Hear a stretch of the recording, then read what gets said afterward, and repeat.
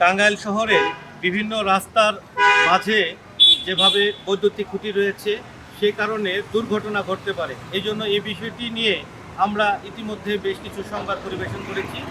সংবাদটি টাঙ্গাইল পৌর কর্তৃপক্ষের নজরে এসেছে, যে কারণে টাঙ্গাইল পৌর কর্তৃপক্ষ ইতিমধ্যেই ব্যবস্থা গ্রহণ করতে শুরু করেছে।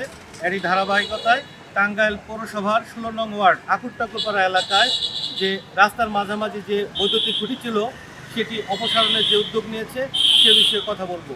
কি নাম আপনার? আমার নাম মোহাম্মদ মনিরুল ইসলাম, সহকারী প্রকৌশলী, টাঙ্গাইল পৌরসভা। এই বিষয়টি আমারও নলেজে এসেছে।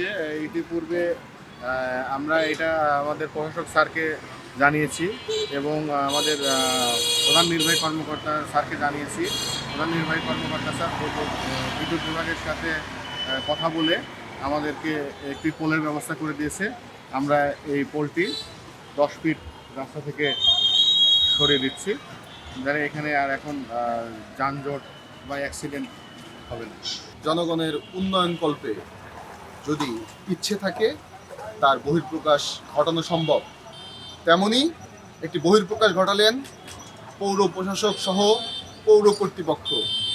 আমরা আমাদের দাবিগুলি করি বাস্তবসম্মত, মানুষের জন্য দুর্ভোগ লাঘবে।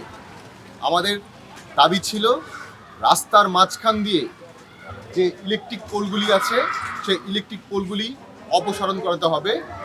কেননা রাস্তার মাঝখানে যদি ইলেকট্রিক পোল থাকে, এখানে বড় ধরনের একটি বিপর্যয়, একটি অ্যাক্সিডেন্ট, মানুষের প্রাণও নস্বাত হয়ে যেতে পারে।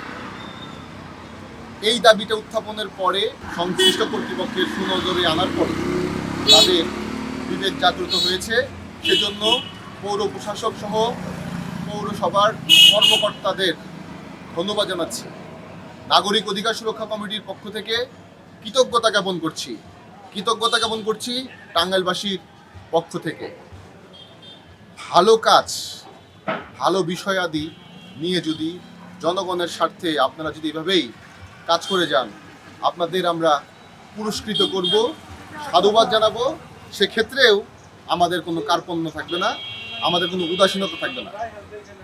আমরা নাগরিক অধিকার সুরক্ষা কমিটি টাঙ্গাইল এবং সাধারণ জনগণ, সুধী সমাজ, টাঙ্গাইলবাসী আপনাদের কাছ থেকে ততটুকুই আশা করি যতটুক আপনাদের দ্বারা কার্যটা করা সম্ভব, সেই কার্যটুকুই আশা করি।